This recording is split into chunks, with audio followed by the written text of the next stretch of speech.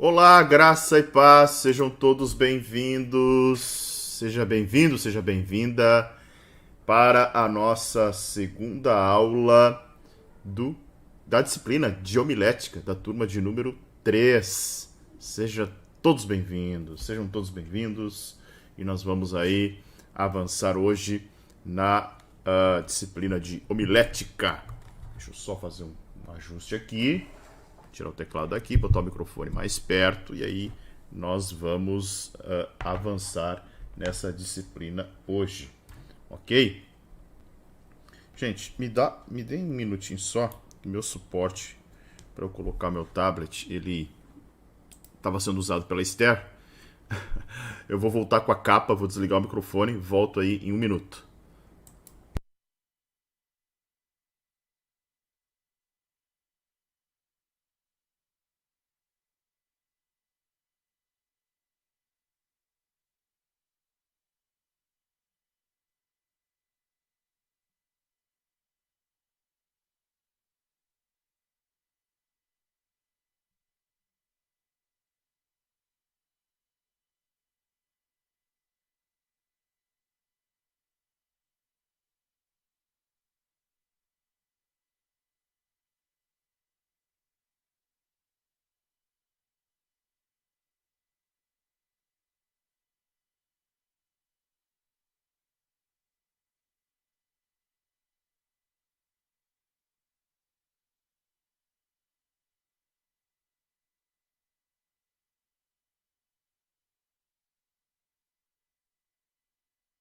Pronto, estou de volta, agora sim, tudo certinho.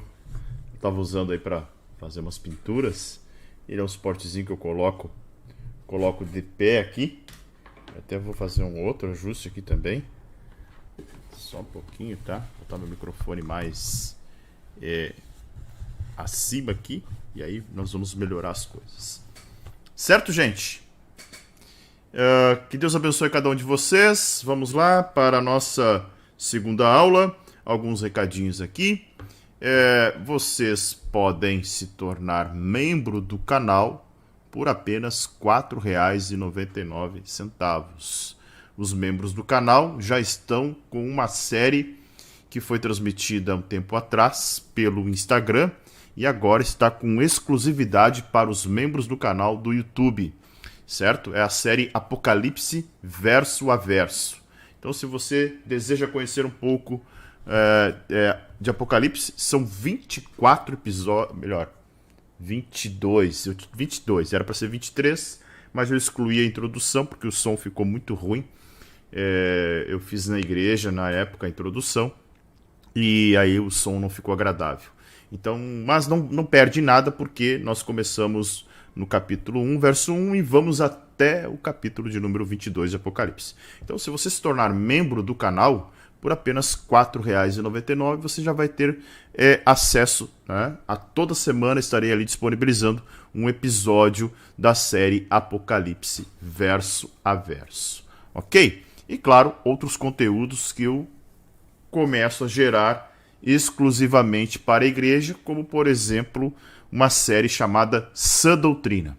Esta série que eu estou trabalhando numa espécie de sermão aqui, eu vou gravar vídeos que também estarão disponibilizados apenas para os membros do canal. Então, por apenas R$ 4,99 você ajuda o canal a crescer, você ajuda com que nós possamos fazer outros investimentos por aqui e também, né, você estará ajudando a espalhar a palavra do Senhor.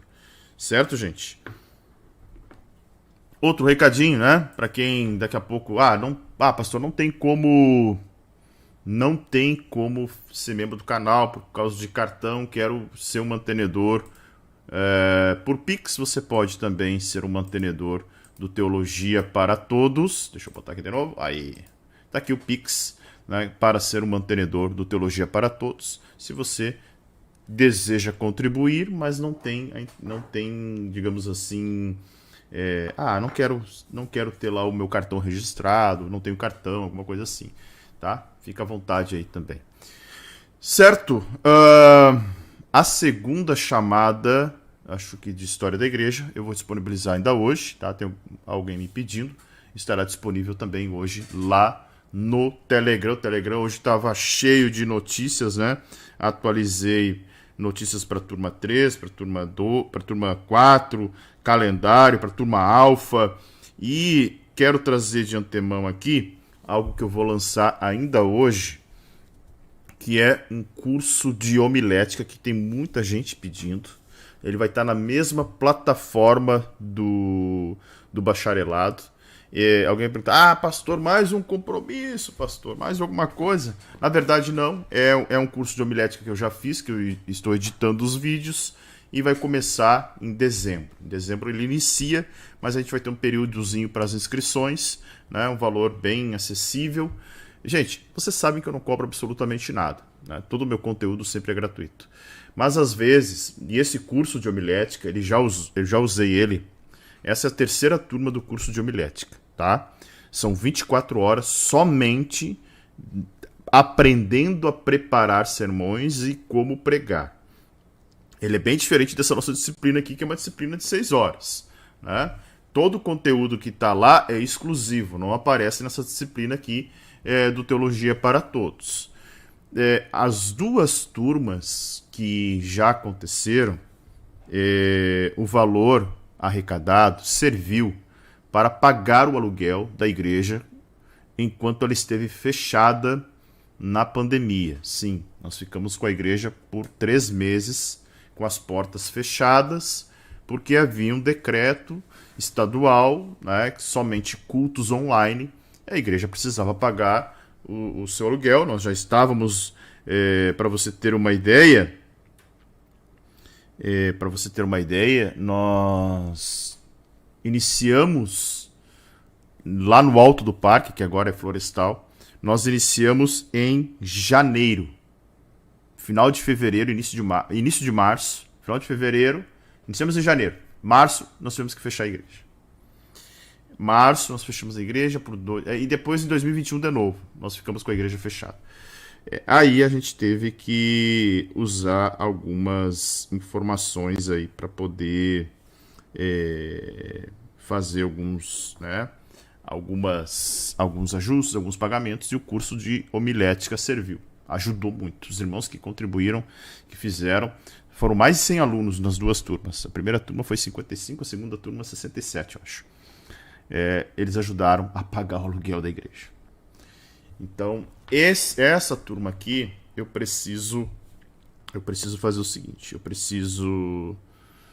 a gente precisa ampliar o púlpito da igreja, R$2.000. Precisamos botar o forro, que esse é o mais urgente, porque está chegando o verão, o Rio Grande do Sul aqui está terrível, o calor é grande. A lã de rocha eu já tenho, só preciso do forro, né? A lã de rocha eu ganhei, as ripas que seguram também ganhei, e eu preciso comprar o forro agora para a gente instalar, e preciso fazer isso ainda, olha, estourando dezembro. E os irmãos aqui estão me ajudando, tudo, né, com outras questões, o som. Eu sei que vocês ajudam bastante, mas ninguém é obrigado a fazer esse curso. Esse curso é um tempo meu, é um material meu, que eu preparo justamente para esses momentos em que eu preciso recorrer. Eu posso falar bem a verdade para vocês, vocês sabem, eu trabalho, tenho meu emprego, tenho meu pequeno negócio, tiro muito dinheiro do bolso para botar na igreja. Hoje, né, as coisas estão estabilizando. Para vocês terem uma ideia, o primeiro mês que nós fechamos as contas sem eu ter que cobri-las, no sentido de pagar o déficit, foi esse mês agora de outubro. Primeiro mês em 2 anos. Primeiro mês em 2 anos. Os outros 23 meses. Tá? E vai saber como Deus age, né? Porque foi justamente nesse período, agora, né, que eu me descapitalizei de um jeito assim que não teria condições, sabe? Não teria condições de cobrir. E aí Deus tem levantado pessoas para fazer e suprir esta obra. Então, se você deseja fazer o curso de homilética, você pode parcelar no cartão em 2 vezes. Ele tá apenas R$ 74, tá, gente? R$ 74 é uma pizza. É uma pizza, né? R$ 74 hoje é uma pizza. E aí você pode fazer em 2 vezes no cartão, pode fazer no boleto. E você vai ajudar na plantação aqui da igreja, na estrutura da igreja. Se você acha que está muito caro, se você acha que meu trabalho não é tão bom assim, ou se você não tem, não se preocupe, não tem problema nenhum. Não tem nada assim de exigência, nada disso. É para quem deseja se aprimorar, né? Para quem quer fazer um curso diferente. E também, não só o curso, mas também para aquele que deseja contribuir para essa obra aqui, tá? Não é nenhum pedido, né? Não estou fazendo nenhum apelo para que você oferte nada, né? Se você tiver condições de fazer o curso, vamos lá, tá? Vamos em frente. Certo, gente? Muito obrigado aí pela atenção de vocês e espero que vocês possam me ajudar. Ok, vamos para a nossa aula então. Desculpa aí tomar esse tempo, não queria, mas preciso do apoio e quem puder ajudar vai ser bem-vindo. Certo? Bora lá então. Estamos na página de número 8, né? Vamos falar agora sobre informações gerais sobre homilética. Na aula passada, só recapitulando, né? Nós falamos sobre o pregador, informações gerais sobre o pregador. Primeiro, que não é o pregador, que não é, né, um pregador da palavra, e depois também falamos o que é ser um pregador focado em dois papéis que o pregador acaba, de certa forma, exercendo, né? Uma de arauto, um representante, aquele que realmente transmite o recado, e a outra como um despenseiro. E também vimos as principais qualidades esperadas em um pregador, certo? Agora, nós estamos na segunda unidade, página de número 8. Vamos aprender algumas definições peculiares e importantes sobre essa palavrinha chamada homilética, né? Mas que é cheia de significados, cheia de responsabilidades, porque além da distinção entre sermão e pregação, também faremos um apanhado geral sobre os objetivos da homilética, os principais desafios para o pregador nos dias de hoje e um vislumbre sobre as classificações mais comuns dos sermões. Certo? Então essa é a nossa aula de hoje. Ok? Então vamos lá, deixa eu colocar o slide aqui e você já acompanha também pelo nosso e-book lá na página de número 8. Um minutinho só. Aí, slide na tela. Deixa eu ver se está tudo ok. Bora lá. Então, vamos falar sobre as informações gerais, né? Informações gerais sobre homilética. E, primeiramente, a gente precisa entender o que é a pregação. O que é pregação, né? Basicamente, poderíamos dizer que é a transmissão de uma mensagem bíblica, tá? Pregação é a proclamação da mensagem bíblica. Pregação e aí que interessante, né? Esta comunicação pode ser feita através de várias formas e impulsionada por vários objetivos, né? Então, por exemplo, eu posso pregar, e pregar é anunciar o evangelho, por meio da minha vida ou meu exemplo, tá? Embora a pregação ela sempre será e sempre deverá ser a proclamação do evangelho, tá? Proclamação do evangelho envolve palavra, mas óbvio que eu posso testificar da palavra com a minha vida, o meu exemplo, tá? Posso também pregar por um intermédio de uma simples resposta casual, quando, um exemplo, né, você está discipulando alguém que em algum momento te encontra aí para desabafar sobre dificuldades e você pode ir lá dizer, olha, você já orou, já buscou na palavra uma orientação, já pediu a Deus, já pediu confirmação para Ele, né? Então tudo isso é muito importante de nós compreendermos, né? Já apresentou a Deus a sua dificuldade, já buscou orientação bíblica para isso, então não deixa de ser uma pregação também, né? Embora esses exemplos que eu tenha citado, eles não tenham um interesse direto, né? Na realidade, você está dizendo, ou aquele seu discipulando, ou para quem você, alguém que está se espelhando e vendo o teu exemplo, vendo a tua vida, que nós devemos levar a Deus os nossos anseios, as nossas dificuldades, porque a própria palavra de Deus, Pedro vai dizer, 1 Pedro capítulo 5, verso 7, lancem sobre ele toda a vossa ansiedade, porque ele tem cuidado de vós. Outro exemplo é o que eu faço muito aqui, que é o pregar por meio das redes sociais, né? Você prega quando posta uma palavra de reflexão, você prega quando posta um vídeo, prega quando abre uma live, prega quando faz uma aula.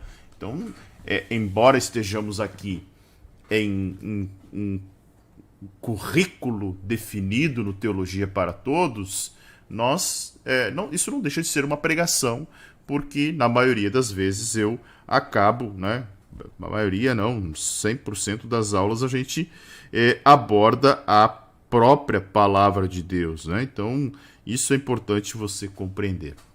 Então, não precisa, a pregação não necessariamente é um discurso formal, tá?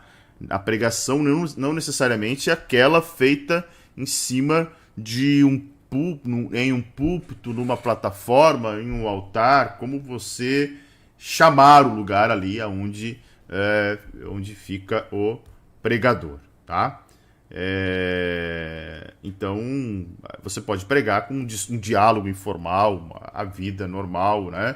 Ou ainda pequenos trechos que você possa citar da Bíblia, onde as pessoas que estão aí te assistindo ou te ouvindo possam realmente compreender a verdade.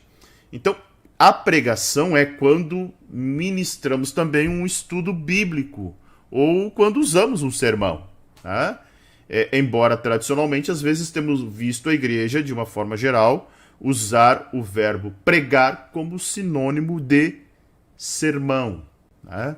Eu, particularmente, diferencio, mas diferencio porque gosto de fazer essa diferenciação.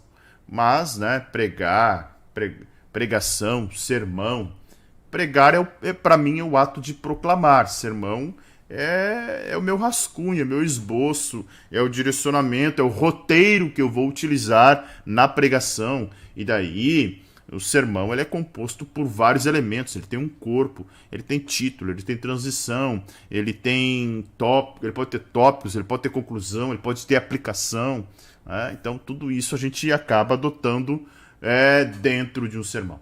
Lá naquele curso de homilética que eu falei para você, a gente se aprofunda e aprende a desenvolver o sermão nesse nível. E até com ferramentas, né? Ferramentas que eu acabo fornecendo para as pessoas lá para desenvolverem bem o seu sermão. Então, vamos lá. Então, pregação é a proclamação. Pregação é o ato de falar, de testemunhar, testificar, proclamar o evangelho. E o sermão? O que é o sermão? Tá? Então, como eu te mostrei para vocês anteriormente, o sermão é uma das ferramentas pelas quais podemos levar o recado de Deus aos corações das pessoas. Então, o sermão é uma das ferramentas dentro da homilética, dentro da pregação. Claro que a homilética, ela hoje, como disciplina e arte, né, ela está bem estruturada no que tange a preparação do sermão e no que tange a pregação propriamente dita desse sermão, tá? Mas a gente viu que a pregação pode ser muito mais ampla, né? Então, mas também essa questão de pregação e sermão, ela é mais uma distinção didática do que etimológica, tá? Então, por exemplo, tá? Você não precisa ficar aí corrigindo as pessoas, recriminando alguém que vai utilizar sermão e pregação da mesma forma. Tá? Não faça isso. Eu sempre tenho dito aqui para todos os alunos, em todos os momentos, que a maior característica de um teólogo, de uma teóloga, é a humildade. Na verdade, deveria ser do cristão. Mas já que nós estamos falando de pessoas que se debruçam sobre a Bíblia para o seu estudo, para os teólogos e teólogas que fazem teologia para todos, e para todos os teólogos e teólogas, independente do curso que façam, humildade é a primeira característica. Não sabemos tudo. Então não tem por que ficar recriminando, é mais uma questão didática nossa aqui de separar pregação de sermão, tá? Então, em poucas palavras, o sermão é um discurso baseado na Bíblia, ok? Então, quando a gente fala de sermão, nós não estamos falando de palavras, frases motivacionais, não estamos falando de frases de autoajuda, estamos falando dos oráculos de Deus, das escrituras, né, da palavra de Deus. É isso que compõe um sermão. Ele está baseado na Bíblia. Não significa que você não possa utilizar recursos para ilustrar o seu sermão, para exemplificar o seu sermão, ferramentas outras para aplicação, não tem problema. Mas o sermão, ele precisa ser bíblico, tá? É muito comum, e aí um alerta para vocês, pregadores e pregadoras, tá? Existe uma leva de pastores que tem falado muito bonito e de uma forma assim que cativam, com músicas, com uma série de questões que envolvem ali a neurolinguística, neurociência.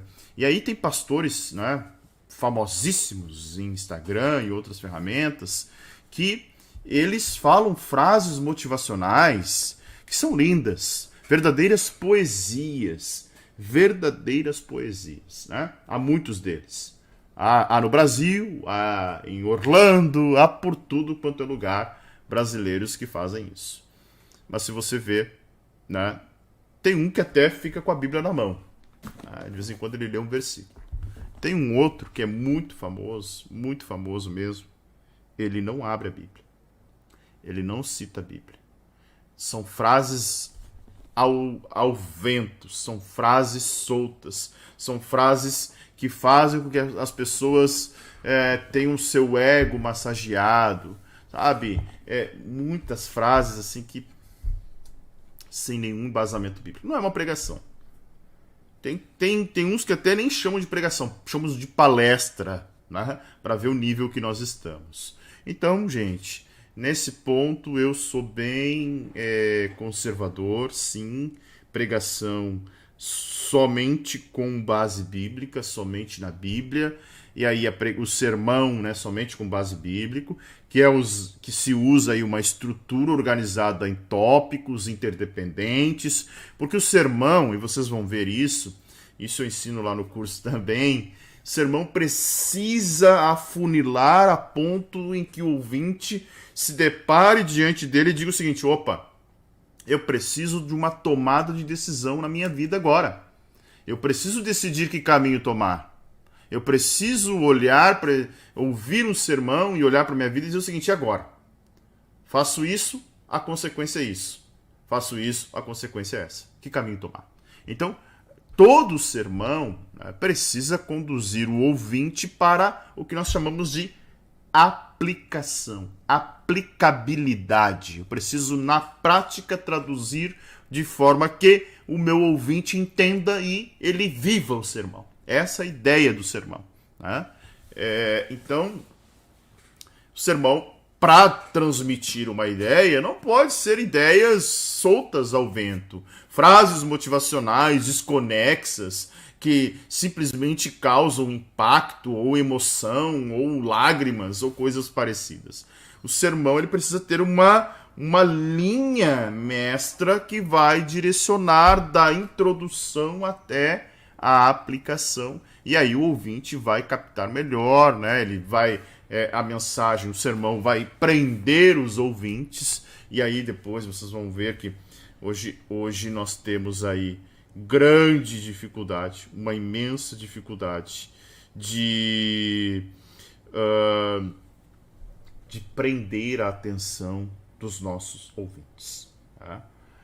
Por causa desse aparelhinho aqui, né, que muita gente carrega a Bíblia dentro dele, faz com que as pessoas acabem, de certa forma, ali, tá? Tô ali, o pastor tá lendo o texto, tá aqui, tô lendo o texto, mas daqui a pouco vem uma notificação no WhatsApp, no Instagram, já acesso, e aí tu já perdeu a linha do raciocínio que o pastor tá, ou do pregador, né? Então, é muito natural. Graças a Deus, pela bondade de Deus, os irmãos aqui, né, na sua grande maioria, na Palavra da Vida, prestam atenção do início ao fim. Eu tenho costume de usar a Bíblia, né? Eu tenho costume de carregar, essa é a Bíblia que eu carrego nos cultos. Geralmente você vai me ver, se você acompanha as pregações, você vai me ver com uma dessas duas Bíblias aqui, ó. Nenhuma delas é Bíblia de estudo, é Bíblia old school, né? Somente o texto bíblico, mas eu gosto de pregar com a Bíblia na mão. Eu gosto, eu gosto, né? Se você olhar a maioria das fotos que estão no meu perfil, no perfil da igreja, você vai me ver com a Bíblia na mão. Isso é algo que faz eu nunca esquecer a mensagem que eu estou carregando.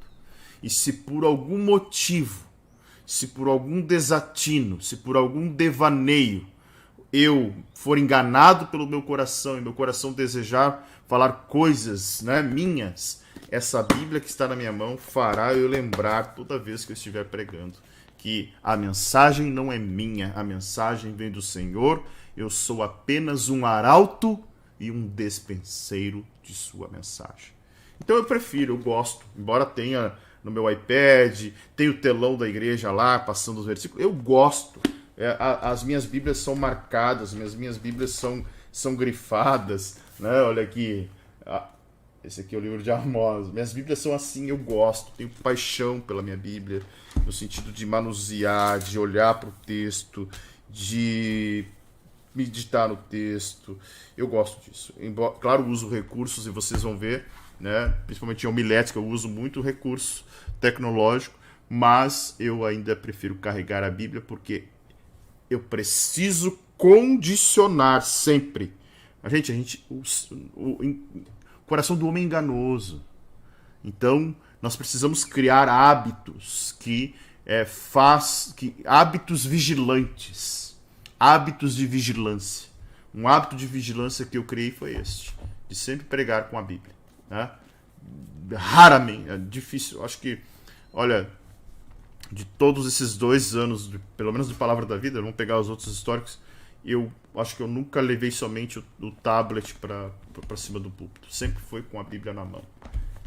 É particularidade minha, tá? Para sempre lembrar que a mensagem ela vem do Senhor, ela não vem de mim.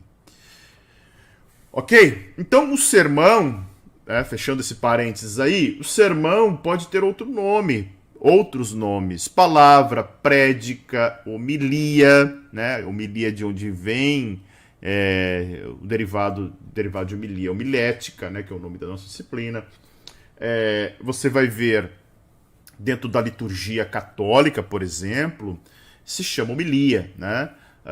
A homilia, geralmente dentro da liturgia católica, você vai numa missa, você ganha um folheto, e aquele folheto lá, ele tem todo o roteiro da missa, até quando você fala amém, ou alguma outra palavra, né? Então, tem um roteirinho muito, muito determinado. Homilia é pregação, tá? Prédica, pregação, palavra, sermão, você vai encontrar como outros nomes para o sermão. E aí, o que é homilia? As palavras homilia, que é originária do grego, e sermones, que é do latim, tinha o significado original de conversação, né? Falar, né? Conversação. Em geral voltada para o âmbito familiar. Com o passar do tempo, sofreram uma modificação em sua semântica, passando a significar discurso de forma bem geral, né? Estamos aí na página número 9 agora, tá? Página de número 9. Então, mais adiante, né, essa palavra sermão começou a ser mais, digamos assim, restringida aos ambientes religiosos, às conversações religiosas, tá? Né? Sermão virou algo de crente, né? Algo de, digamos assim, vocabulário cristão, religioso, evangélico, certo? Então, isso era a ideia do sermão. Em contraponto, a retórica, né, que tendia a identificar mais o discurso secular. Então você vai ver isso muito, né? Por exemplo, em outras disciplinas, como a própria filosofia, próprio direito, né? A questão da retórica, ou, né, da forma geral, aí, no mundo da administração. E, claro, hoje, mas lá naquela época se tornando cada vez mais secular. Após o período da reforma é que a homilética então passou a ser entendida como a arte de se anunciar o evangelho. Digo arte porque é artesanal. A preparação de um sermão ela é artesanal. Você tem pesquisa, você tem leitura, você pesquisa, compara vários textos, várias traduções, vários comentaristas e assim por diante, né? Então, então isso é bem interessante, né? De nós percebermos que a homilética é a arte de anunciar, porque ela é um trabalho artesanal, feito por um artesão que é o pregador. Ok? Certo? Então, há segmentos que tentam fazer distinção entre sermão, homilia, prédica, né? Não é o nosso caso, tá? Não será o nosso caso aqui, tá? Dependendo de sua comunidade da fé, pode ser usado um ou outro, tá? Isso é muito importante. Só um pouquinho, tá?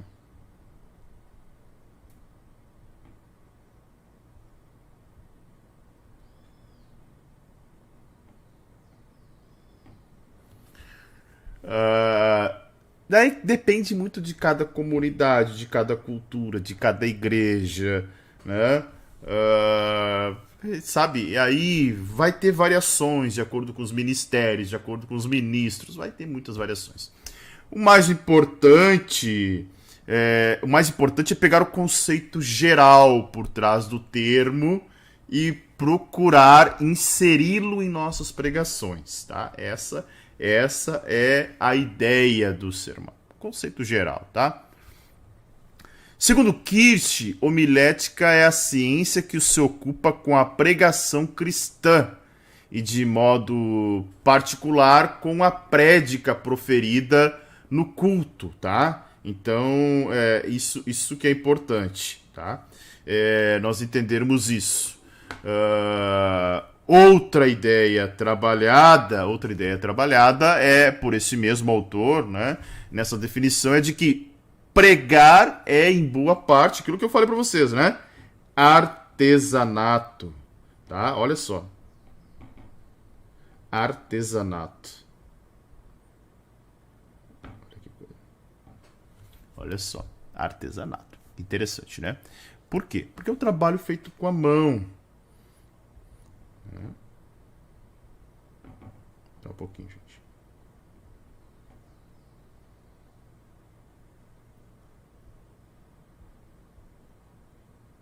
Só um pouquinho, tá?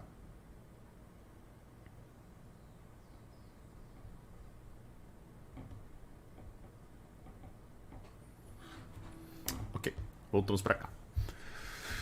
Então, ele é um trabalho feito com a mão, ele é artesã, ele é um trabalho de artesão, um trabalho de pesquisa, né? E outra, porque também artesanato, porque se aprende a partir da prática daquilo que formos vendo na teoria.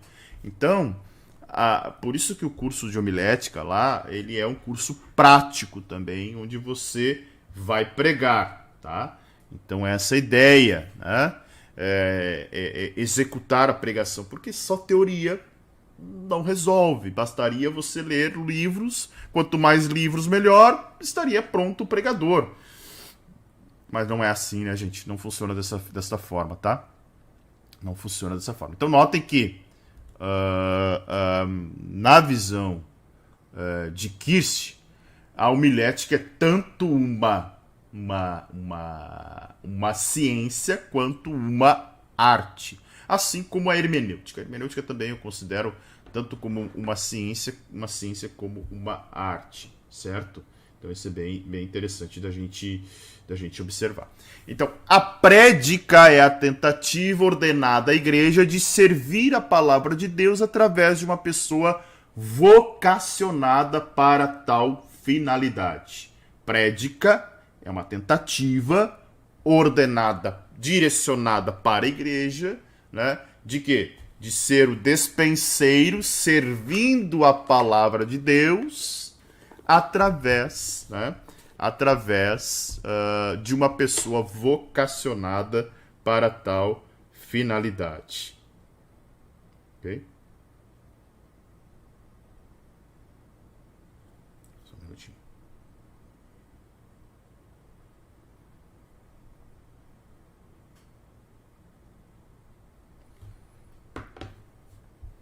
E isto de tal modo que um texto bíblico seja explicado. Olha, de novo voltou o texto bíblico. Texto bíblico, tá? Texto bíblico. Texto bíblico, ok?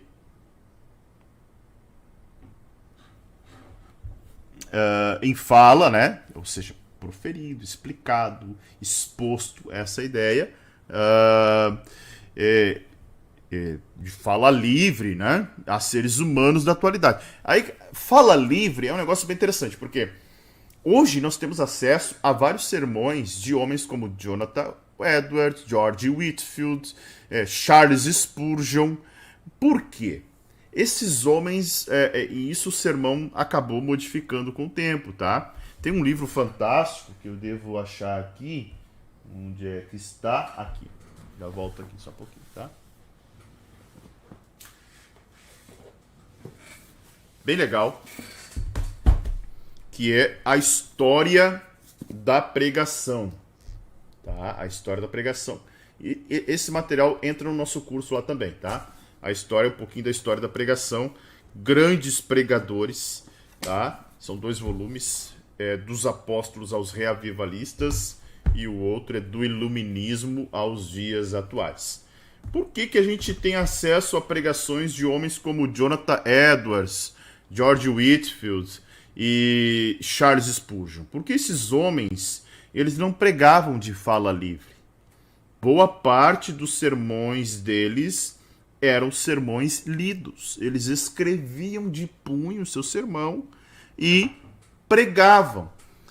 E liam, né? Agora, alguém pode dizer, mas isso perdia a espiritualidade, perdia, né, a questão. Primeiro, a ideia deles não era chamar a atenção para o pregador, era chamar a atenção para a mensagem.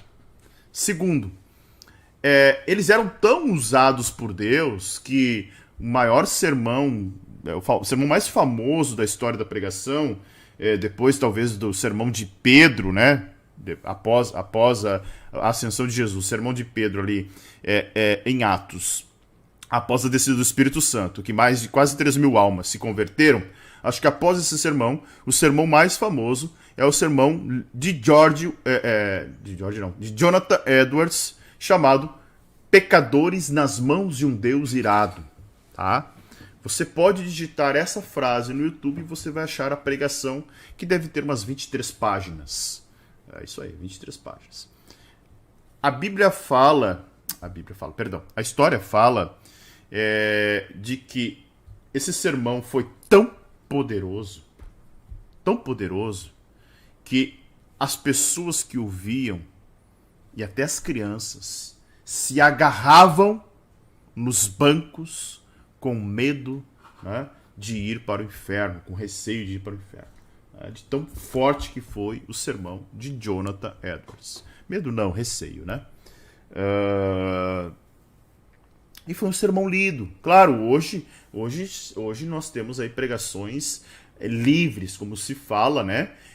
Livres ou lidos, tanto faz, que você pregue a palavra, que você seja cheio do Espírito Santo, seja usado e saiba que você é apenas um arauto e um despenseiro da palavra do Senhor. Certo? E aí, como algo que lhe diz respeito e como um anúncio daquilo que eles têm a ouvir do próprio Deus. Então, lembrando que é o próprio Deus falando.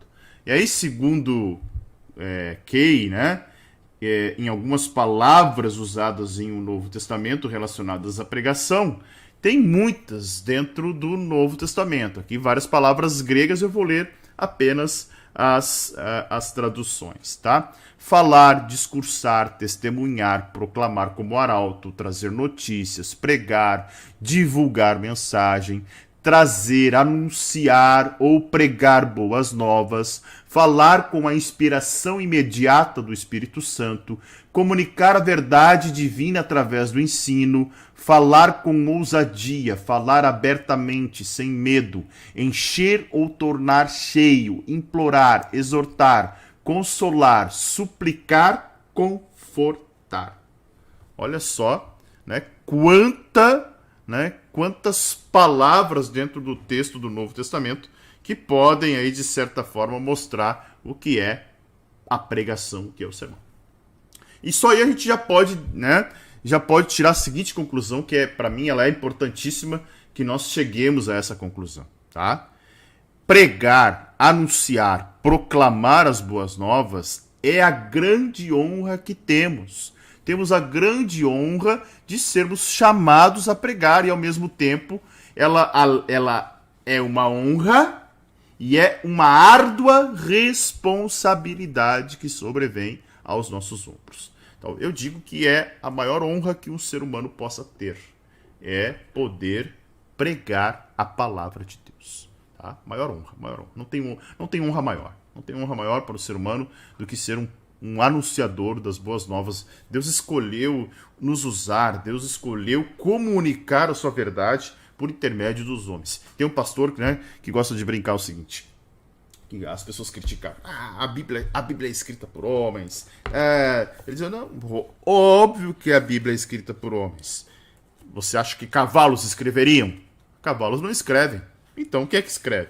O homem é que escreve, né? Então a Bíblia... E por que escrita? Porque foi a forma padrão universal que Deus utilizou para que essa mensagem, né, que foi do seu primeiro livro há 3.500 anos atrás, fosse pregada em toda a história da igreja sem ser, né, modificada na sua transmissão. Isso é muito importante de nós compreendermos.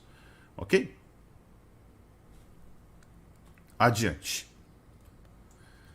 Então, voltando. Curiosamente, tá?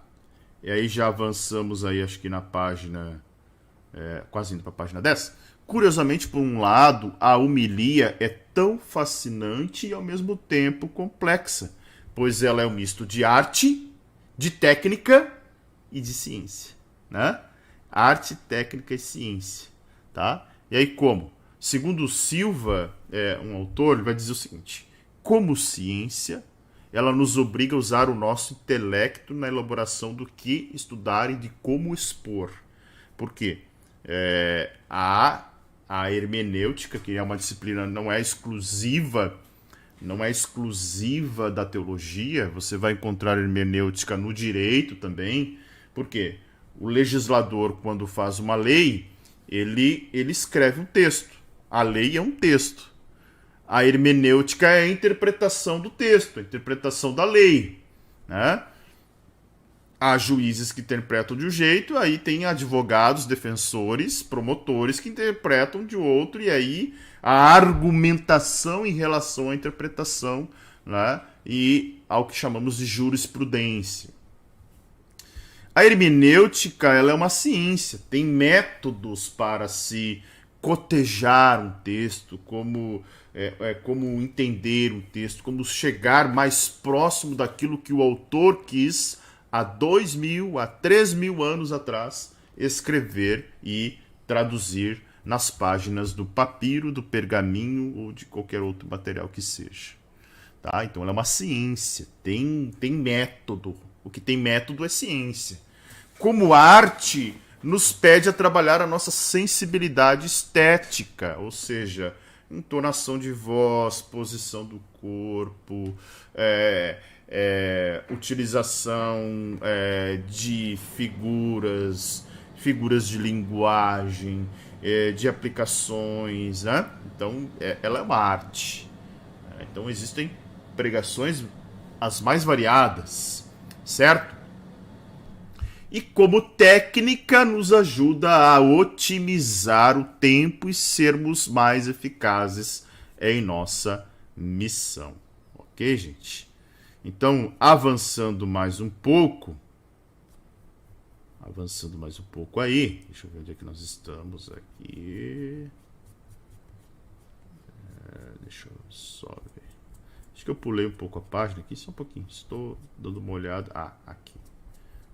Onde é que nós estamos? Ok, vamos lá.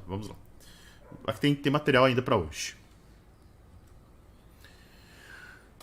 Bom, agora vamos falar do propósito da homilética. Tá? Qual é o propósito da homilética? Outra questão tão importante quanto saber sobre o significado de homilia é podermos entender a sua razão de ser, qual é o propósito. E um dos principais objetivos de um bom pregador deve ser a preocupação de alimentar coerentemente o seu rebanho. Tá? Existem ovelhas que estão comendo aí um pasto, né, artificial. Não estão sendo nutridas. Estão comendo, estão se alimentando, mas não estão sendo nutridas.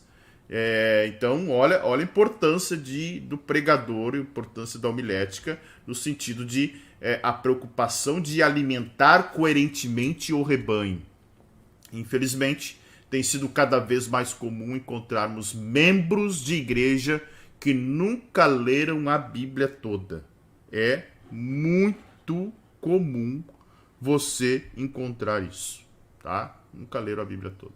Nem sequer tem poucos minutos de devocional buscando maior intimidade com Deus. Aqui na Palavra da Vida, nós temos feito uma atividade que é a seguinte. Eu divido o texto bíblico, um livro da Bíblia, em várias porções, em porções de 10, 15, 20 versículos no máximo. Diariamente mando esse versículo para os irmãos, gravo um vídeo lendo este versículo e fazendo uma breve explicação sobre aquela perícope. Nós já lemos Romanos, Gálatas e amanhã começaremos Efésios. Sim. É pouco, mas já é o suficiente para tirar os crentes da letargia e até uns já me falaram, pastor, não estou mais seguindo o plano. Ué, por quê? Não, peguei um plano, estou lendo a Bíblia toda, vou ler a Bíblia toda. Maravilha, é isso aí. Já cumpriu o propósito. O propósito é provocar, fazer, né? O sal da terra também é provocar a sede. E a sede só o Senhor sacia. Então essa é a ideia, né? E, infelizmente, a maioria dos crentes do Brasil não leem a Bíblia. Né? Quantos de vocês, não respondam, não botem nos comentários, já leram a Bíblia toda? Isso não significa nada. Em partes. É claro que se você ler só por ler, não vai significar mesmo. Mas falar que ama a Deus e não desejar, não ter fome dessa palavra, a ponto de querer lê-la toda, de conhecê-la, né? É um pouco meio contraditório, não acha?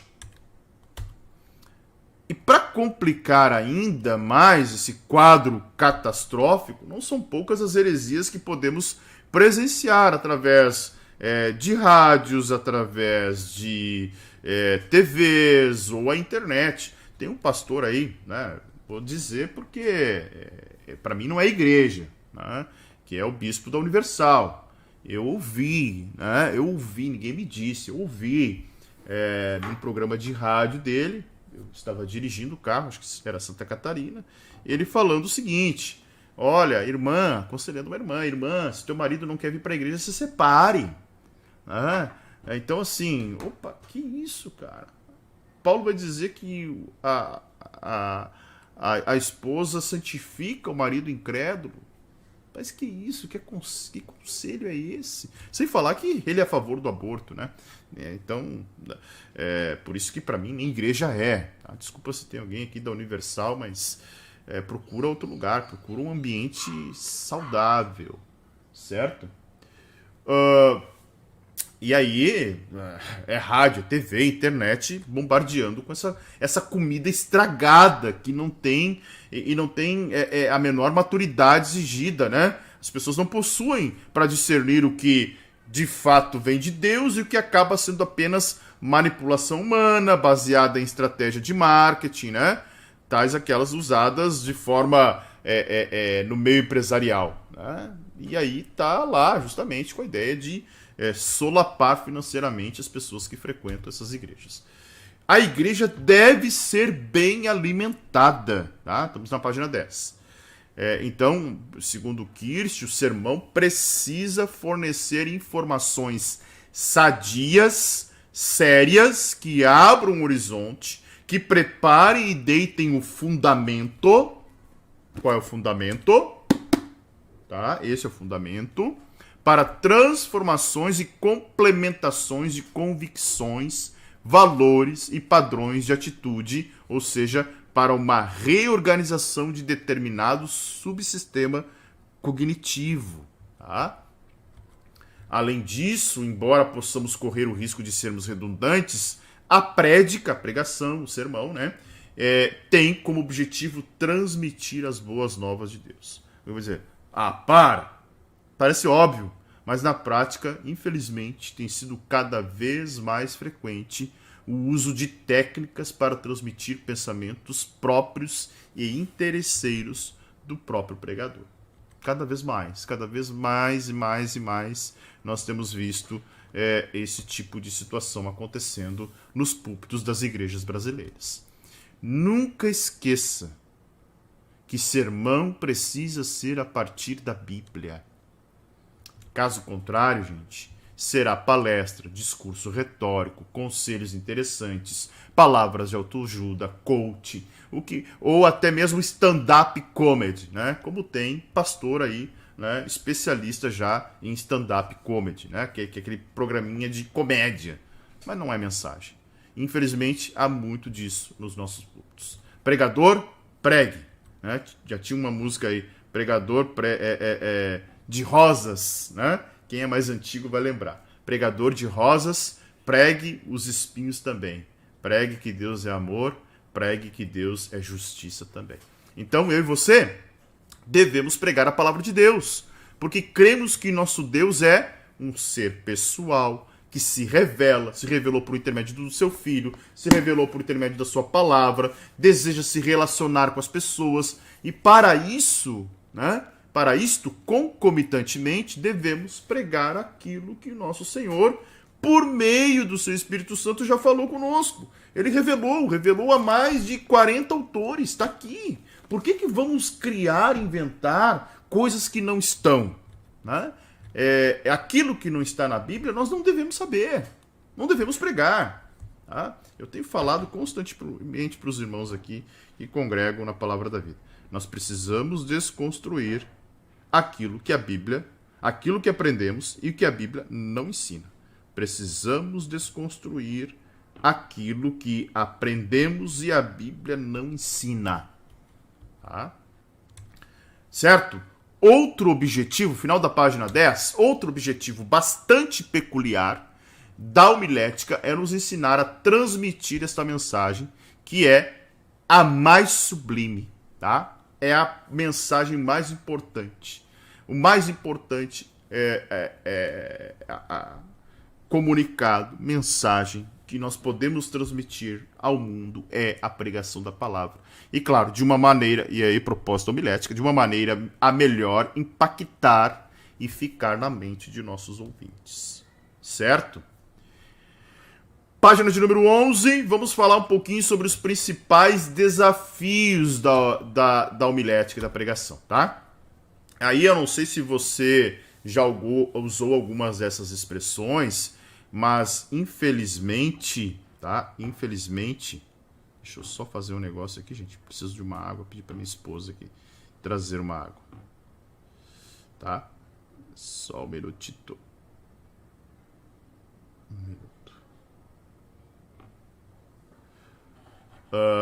Infelizmente, temos deixado de anunciar o evangelho engessados numa falsa ilusão de que os tempos mudaram, os tempos são outros, o mundo mudou, as pessoas não querem mais saber de Deus, né? Entre outras falsas ilusões. Mas segundo Barna, é um autor também, embora haja muitas peculiaridades distintas entre a sociedade lá considerada do berço do cristianismo e a nossa, há muita similaridade entre ambas. Começa, por exemplo, né? Quer ver um bom exemplo? Né? Na tua igreja tem fofoca? Na tua igreja tem intriga? Na tua igreja tem dissensões? Na tua igreja tem facções? Ou você já frequentou um lugar assim? A igreja de Corinto era assim, gente. A igreja de Corinto era assim. Paulo confrontou Pedro cara a cara. E é hipócrita. Né? É hipócrita. Porque tu tava comendo com os gentios e chegou o pessoal de Tiago e os demais irmãos de Jerusalém, tu te afastou dos gentios. Tu é hipócrita. Confronto cara a cara. Quer ver um outro exemplo? Próprio Paulo e Barnabé, dois companheiros de missão, se desentenderam por causa de João Marcos. Então, há muita semelhança, né? Semelhanças essas que às vezes são elencadas como desestímulo para uma pregação mais bem sucedida. Obrigado, amor. Por exemplo, dentre as mais de 20 situações culturais e espirituais parecidas, né, a gente pode destacar aí religião, instabilidade familiar, promiscuidade exacerbada, desigualdade social que conduz a extremos casos de pobreza, uma fé baseada nos méritos, já tinha naquela época, os saduceus tinham os próprios fariseus também, né? Uma crença nas obras, o sincretismo religioso, a religiosidade, a idolatria, a corrupção tanto política quanto religiosa, impostos elevados, exploração da fé, entre outras. Ou seja, cenário muito semelhante, né?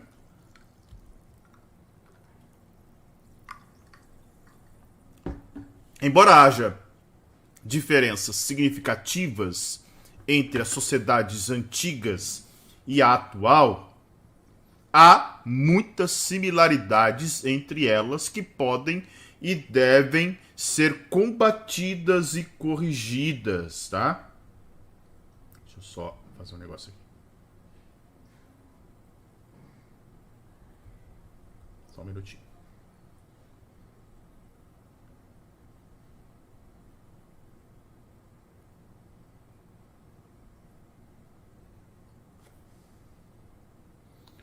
Só um minutinho, tá, gente?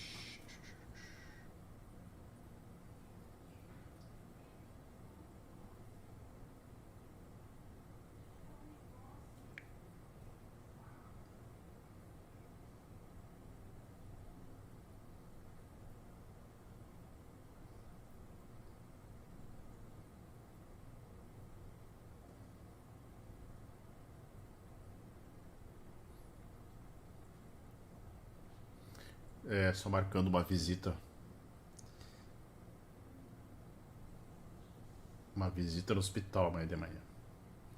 É isso aí. Vida de pastor, é isso aí, gente. Né? Uma visita no hospital amanhã de manhã. Onde que eu parei? Tá. Embora haja diferenças significativas entre as sociedades antigas e atual, há muitas similaridades entre elas que podem e devem ser combatidas e corrigidas, como pela boa pregação da palavra de nosso Deus. Há muitas doutrinas heréticas hoje? Sim. Há muita falsa doutrina? Sim. Qual é o antídoto para a falsa doutrina? A sã doutrina. A sã doutrina. Então, devemos conhecer os desafios, as diferenças, para melhor nos prepararmos para elas e jamais para usá-los como desculpas de uma vida morosa e apática. O que mais temos visto são crentes apáticos nos dias de hoje. Ou seja, é importante saber que diante da correria desenfreada de hoje, não basta apenas o pastor subir ao púlpito.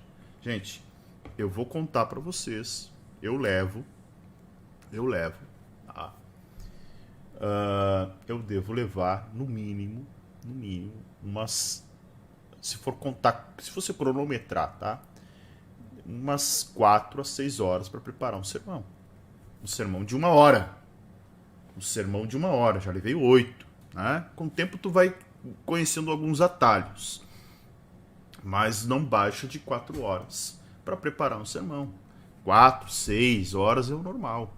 Ou seja, eu começo lá na terça-feira selecionando. Óbvio que eu, por exemplo, agora, nesse período, eu estou com um período baixo de 4 horas. Por quê?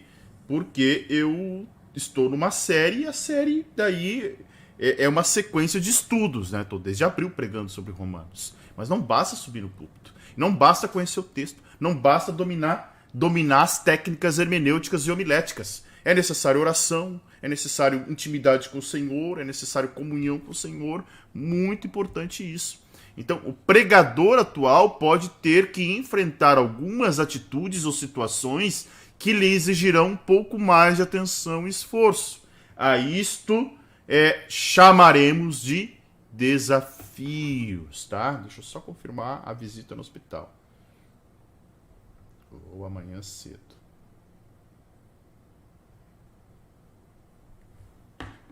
Tá? A isso chamaremos de desafios. Então ele pode ter desafios internos relacionados à sua própria personalidade ou externos, quando pertinentes à comunidade na qual está pregando. Vamos conhecer então os desafios externos. Olha só.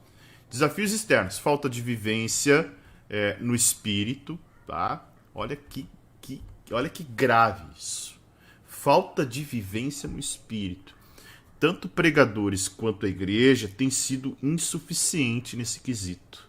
E por não ter uma experiência verdadeira com Deus, acham e tratam o sermão apenas como mais uma palestra. Palestra. Né? Discurso, palestra. Falta vida no espírito. Muito crente carnal, muito pregador carnal, pastor carnal. Tem que viver no espírito, gente. Isso pode ser um desafio do pregador, mas mais do público também, que não tem, né? Tanto o pregador quanto a igreja. Tendência a muita música e pouca palavra, né? Você já deve ter ido em algum culto, em algum lugar em que 1 hora de louvor e milhares de anúncios e oferta e não sei o que mais, para 10 minutos de palavra. O que 10 minutos de palavra vão influenciar, gente? Então, é óbvio que a música, ela precisa ser a palavra cantada. Mas há necessidade, por exemplo, o nosso culto aqui, ele gira em torno, ele tem 1h30 a quase 2 horas de culto, tá? 1h30, entre 1h30 a quase 2 horas. Geralmente, os cultos de ceia chegam a 2 horas. Mas os cultos normais, 1h30, 1h45. Tá? Inicia-se com uma ministração, ou com uma palavra, ou com oração. 25 minutos de canção, de música. Né? 25 minutos de um período de adoração. Eu subo, faço uma adoração junto ali, mais uns 5 a 10 minutos, ministro, oro junto. né? 30 minutos, vamos colocar uns 30 minutos.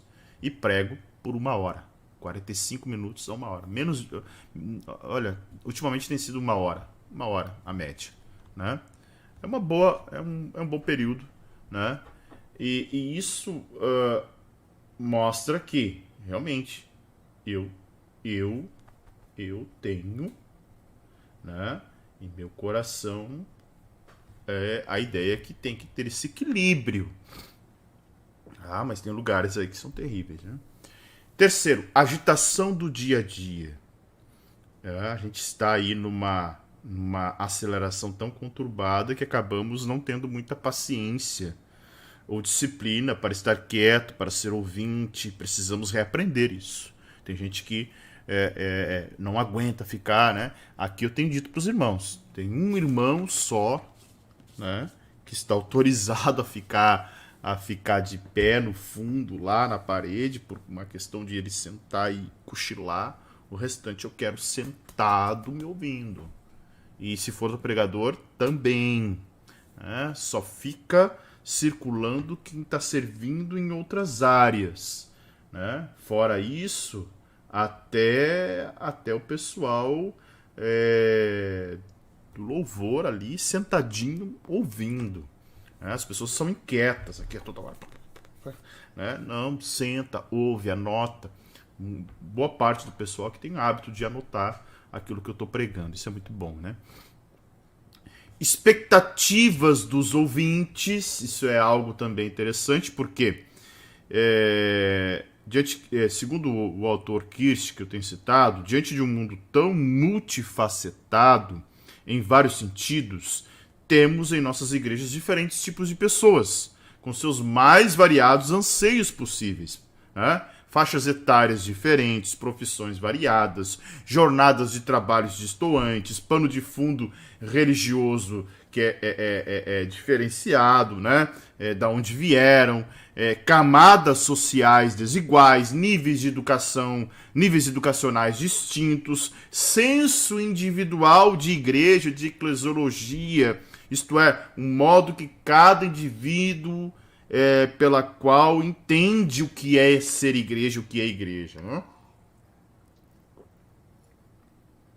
Então notem a quantidade de desafios que há para pregar.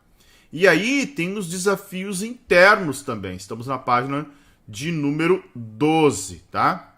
Desafios internos. Quais são os desafios internos? Negligência espiritual, tá? Ou seja, pregador negligenciando, né? Quando ele tem negligência espiritual, ou chamado de mecanicidade, diante de várias técnicas e recursos que temos, né? Corremos riscos de passarmos horas preparando um sermão sem sequer ter feito uma oração pedindo auxílio e orientação. Ah, eu sou o cara da hermenêutica, eu sou o cara do... né? E aí, de certa forma, acaba negligenciando uma vida de oração. É necessário uma vida de oração, tá? Precisamos ter uma vida de oração. Nada substitui a oração, ok? Nada substitui. Precisamos de uma vida direto da fonte, direto, se alimentando da fonte. E aí, uma consequência chama outra, né? Aquele senso de superioridade, no sentido de achar que a mensagem é sempre para os nossos ouvintes, esquecendo que o sermão, é o que eu falo aqui sempre de manhã, né? Ele primeiramente tem que falar o coração do pastor. Eu sou impactado sempre pelo sermão que eu prego, né? E isso é muito importante, para mim é fundamental. O sermão falar comigo. E se o sermão não fala com o pregador, gente, tem algo muito errado aí, tá? É bem provável que haja um problema muito grave aí nessa, digamos assim, preparação para a pregação, tá? O sermão tem que falar com o pregador. Ele precisa tocar no pregador, ele precisa confrontar o pregador, tá? Senão, tem alguma coisa muito equivocada aí. Imitação é um outro problema, né? Quando por afinidade ou ainda no subconsciente passamos a copiar trejeitos, vozes, tonalidades, né, vestimenta de um pregador que você possa considerar aí bem sucedido. Então é um grave problema quando se faz isso, tá? Um grave problema.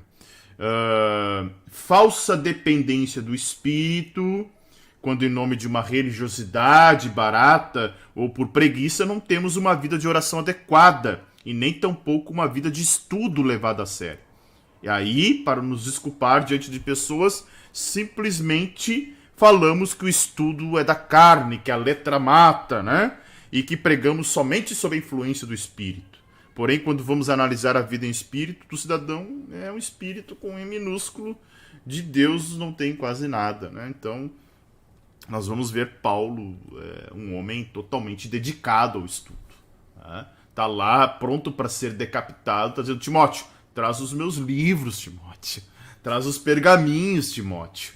Poxa, né? Para que maior exemplo? Negligenciar o agir do espírito. Aí não importa o tipo de culto, a quantidade de pessoas presentes. Deus pode trabalhar e transformar a vida dos nossos ouvintes. Tá? Eu, como pastor e professor, acabo tendo o privilégio de ouvir muitos testemunhos. Olha, se eu fosse... Eu tenho um caderno da turma 1, tenho um caderno da turma 2 aí. O caderno da turma 2 deve estar até em algum lugar aqui, guardadinho.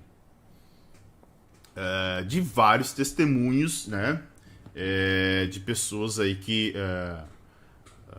realmente, né, acabam tendo uma vida transformada. E aí já ouvi a história de uma irmã que ficou toda inquieta porque a sua vizinha, após inúmeros convites de acompanhá-la ao culto, resolveu ir justamente no dia da oração.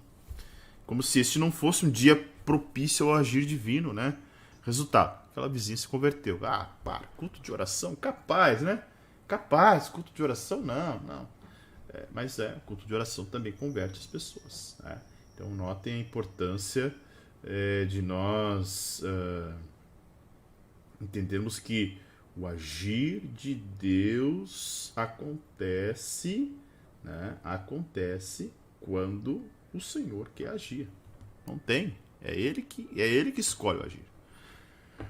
Um outro problema, um grave problema, né, é o plágio, tá? O plágio, tá? O plágio é algo muito grave, né? Ou ainda o sermão marmitex, né? Que é aquela preguiça, aquela má administração do tempo, não se debruçou, não orou, não estudou, e aí reproduzimos um sermão aí ouvido na internet. Você pode pesquisar. Tá? A mesma coisa que usar, por exemplo, usar uma enciclopédia, usar um comentário, um dicionário, você pesquisar na internet, mas não vai, né, copiar a ponto de ser uma imitação. O medo da responsabilidade, né, diante da árdua tarefa que é se esmerar para apresentar um bom sermão, muitas vezes somos tentados a ficar com medo de que essa missão pode nos apresentar. Então, quando fazemos em nome de Deus, mas sob sua orientação, o temor haverá sempre. Eu digo, sempre estou com aquele friozinho na barriga. Sempre, irmão. Sempre. Eu sempre estou com um friozinho na barriga. Tá? A preocupação, como eu disse, é uma responsabilidade. Pregar é um privilégio e uma responsabilidade. Tá? Então ela é uma responsabilidade muito grande que temos. E o perfeccionismo ou a falta de humildade também é algo muito grave. E talvez um dos mais comuns. O mais comum é o perfeccionismo e a falta de humildade. E a partir do momento em que começamos a aprender técnicas de como nos aprimorar e concomitantemente vamos percebendo as falas mais comuns, ou os erros a serem evitados, né?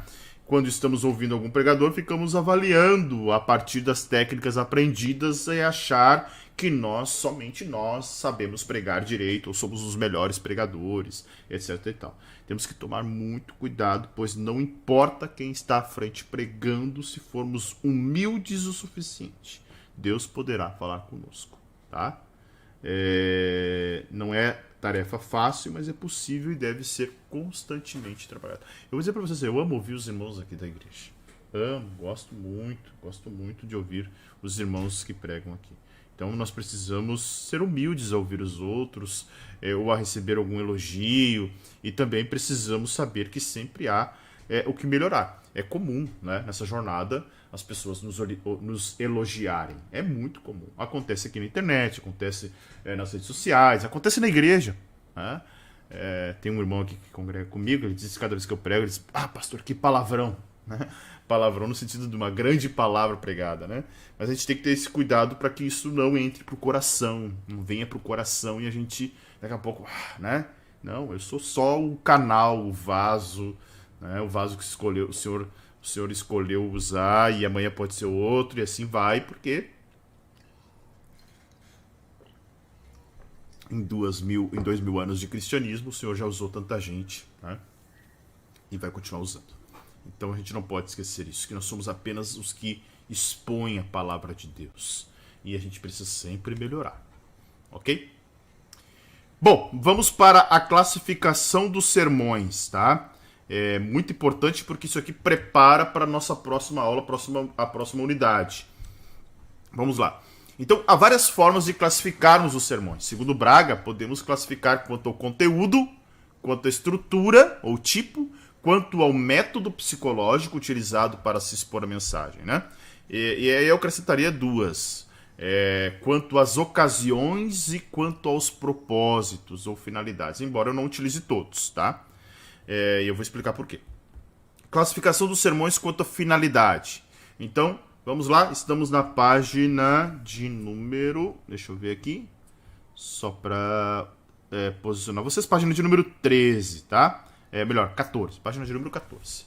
Então, definimos aqueles que têm por objetivo anunciar o evangelho com o intuito de atingir um não crente. Opa, eu pulei aqui, sermão evangelístico. Desculpa. Sermão evangelístico, primeiro. Perdão. Eu estava lendo outro tópico aqui e confundi. Primeiro tipo de sermão quanto à sua finalidade. Sermão evangelístico. O sermão evangelístico é aquele que tem por objetivo anunciar o evangelho, né? Principalmente com o objetivo de atingir o não crente, prioritariamente, mas também de ensinar os princípios básicos sobre a salvação em Cristo. Tá? Um cuidado especial que a gente tem que ter e precisamos levar em consideração é o fato que nem todos os membros ou frequentadores dos nossos cultos já são salvos. E mais também, né? Hoje existe uma necessidade muito grande de evangelizar os evangélicos, os evangelizados.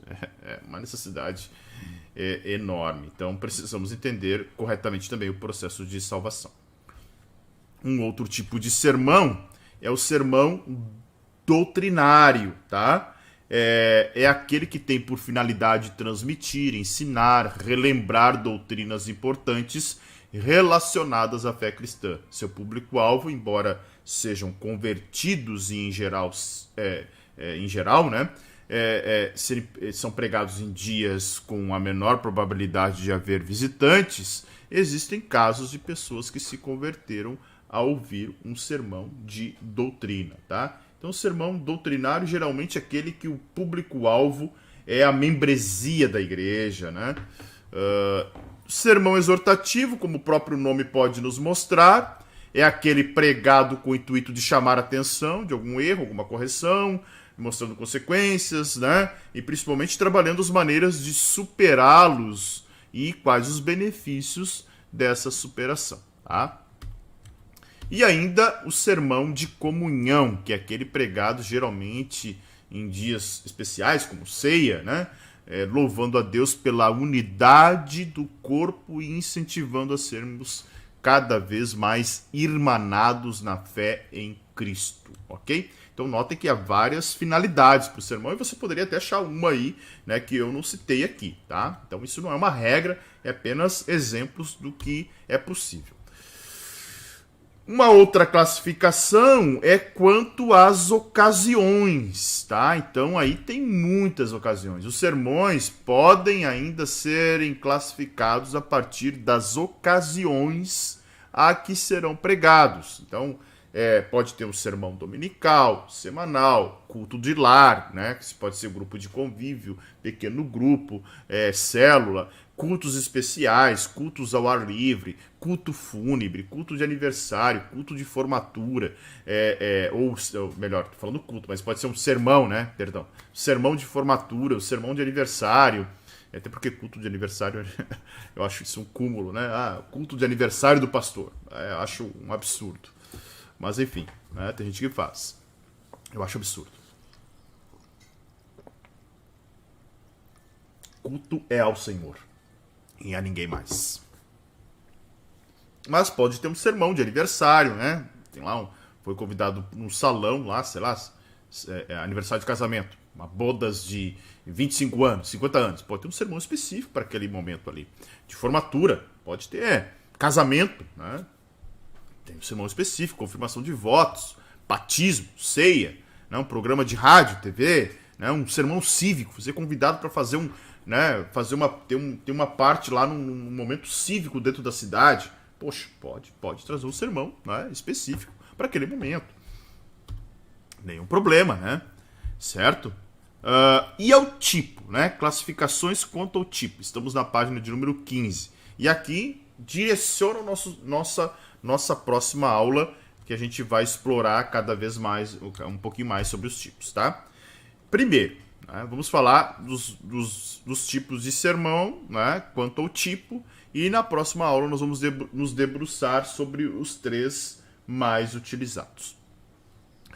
Primeiro tipo é o sermão temático. O sermão temático é aquele que é pensado a partir de um tema, né? E o tema pode ser até um tema secular, por exemplo, como viver em paz em um mundo tão tumultuado, como trazer esperança no mundo pós-pandemia, né? Pode ser um tema assim, não tem problema. Né? Claro que sempre ancorado num texto bíblico. E após definido o tema, a gente procura um texto que possa, um ou mais textos, né, que possam subsidiar as demais partes da sua estrutura. Ou ainda, né, o sermão temático pode surgir a partir de um verso, de um versículo, ou parte do versículo, né? Por exemplo, porque Deus amou o mundo de tal maneira. Pode ser um tema, o amor de Deus. E você vai procurar tópicos dentro da Bíblia que mostrarão e darão subsídio para esse tema de o amor de Deus. Então, sermão temático, como o próprio nome já diz, está baseado em um tema. Um outro tipo muito utilizado é o sermão textual.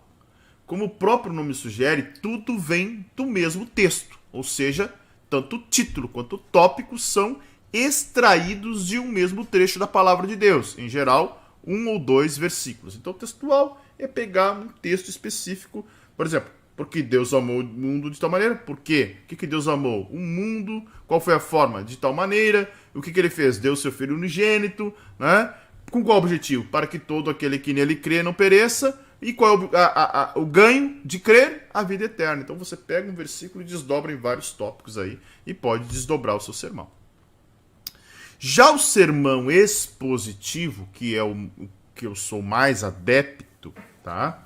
É quando o sermão é usado para expor as lições que o autor bíblico se propôs a ensinar. Geralmente é um texto longo e que necessita de muito estudo para tentar compreender o porquê daquele texto ter sido escrito daquela forma. É a exposição do texto, tá? Essa é a ideia. Exposição do texto bíblico. Nós vamos falar de temático, textual e expositivo. Teremos uma aula específica para conhecê-los, que é a próxima aula, que é a aula de número 3. Ok? Um outro tipo que é conhecido, mas não é tanto utilizado, ou às vezes pode até ser utilizado sem saber, é o chamado pseudodispositivo. Na prática, ele usa todo o processo de estudo e pesquisa de um sermão expositivo, mas acaba ficando com cara de sermão textual. Está focado em um ou dois versículos no máximo.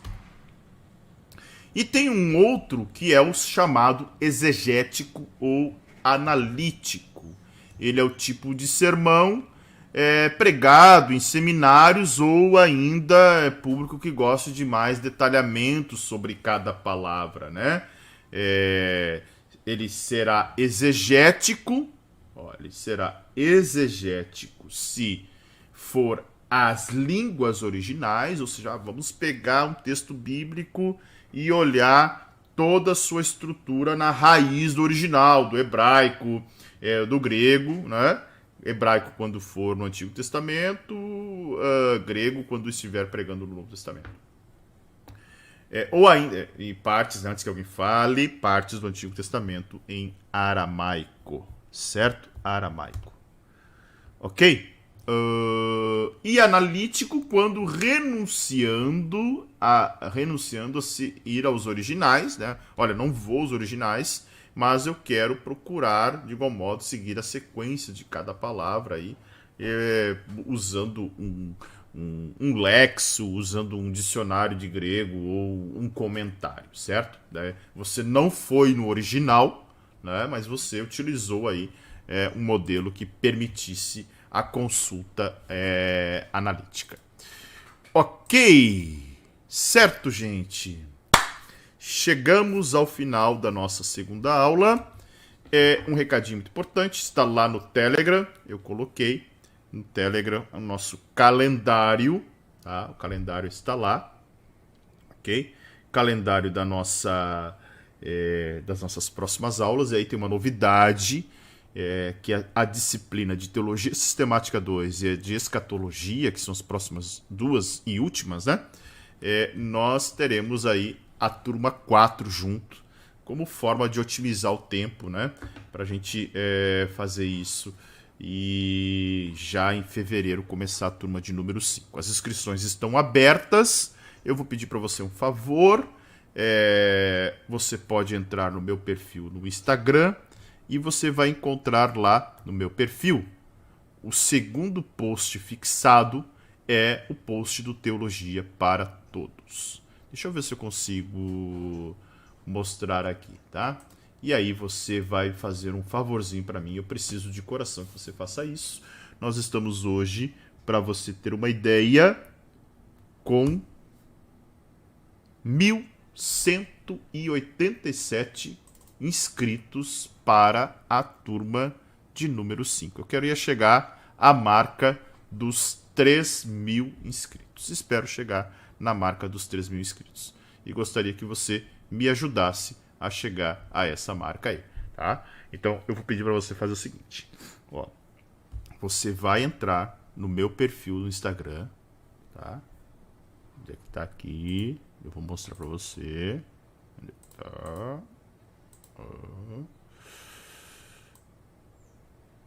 Só um pouquinho, tá? Só um pouquinho. Já vou mostrar aí. Você vai entrar no meu perfil do Instagram, tá?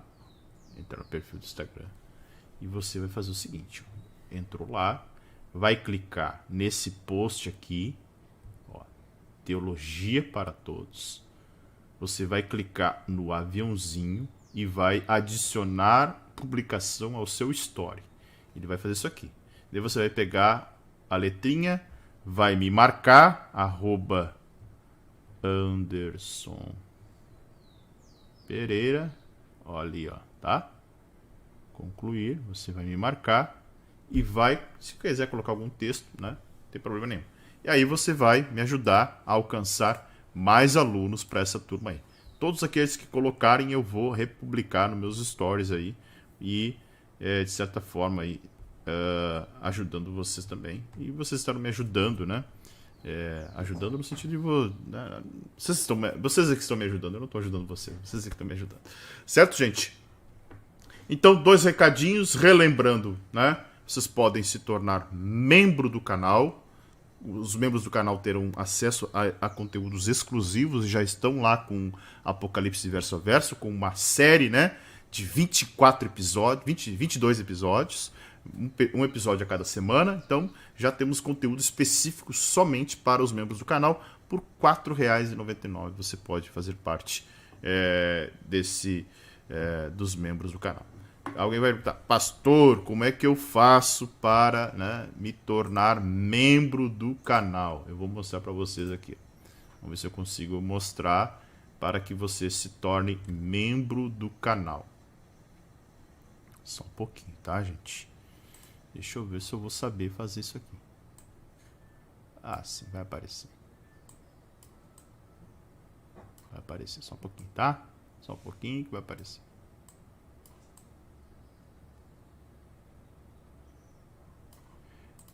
Vai ficar assim, ó, vocês vão acessar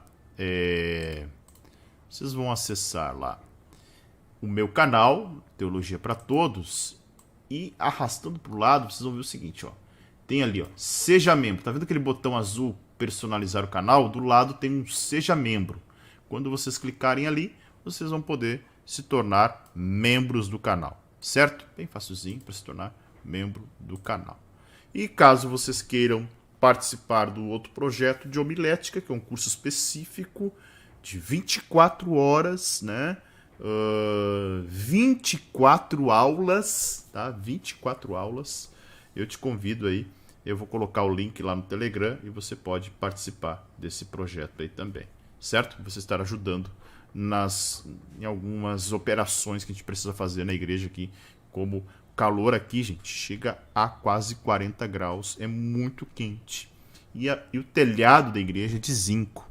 Eu já tenho a forração, que é lã de rocha, que custa caríssimo também. Eu ganhei, né? Um casal aqui, quando saiu da igreja, foi morar numa outra cidade, me presenteou com a lã de rocha. Mas eu preciso fixar ela no teto, eu preciso cobrir, porque a lã de rocha solta umas fuligens. E eu vou botar um forro de PVC, mais simples que tem. Mas só esse forro já vai custar R$3.000, né? E se eu tivesse hoje sobrando, né? Tô aí com alguns clientes atrasados e tal, mas se eu tivesse sobrando, eu tiraria do meu bolso e compraria o forro. Só que hoje realmente eu não tenho condições de fazer isso. Então a forma como eu faço é trabalhando, né? Trabalhando, não tô aqui explorando ninguém. Se você acha, né, que pastor, vou te ajudar somente, beleza, né? Eu vou entregar um conteúdo para que você me ajude aí e você também seja qualificada para pregar a palavra de Deus. Certo, gente? Ok? Muito obrigado por me acompanharem nessa aula. Estamos juntos. Semana que vem temos a 3ª aula e a 4ª, né? Encerrando homilética. Homilética é uma disciplina curtinha de 4 disciplinas e depois já entraremos em Teologia Sistemática 2, que é a penúltima, e aí sim, Escatologia, encerrando a turma de número 3. Deus abençoe a todos. Não esqueça de curtir o vídeo, deixa sua curtida, deixa o seu like. Faça o seguinte, encerrando agora a aula, volte aqui para o vídeo e deixe o seu comentário. Tem pouquíssimos que comentam no vídeo. Eu gostaria que você comentasse, porque isso também ajuda o canal a monetizar, embora seja bem irrisório o valor. Nesse pouquinho cada um vai fazendo, as coisas vão acontecendo e eu posso também, né, conseguir avançar aqui com a obra na palavra da vida. Deus abençoe a todos e até a próxima, se ele assim permitir.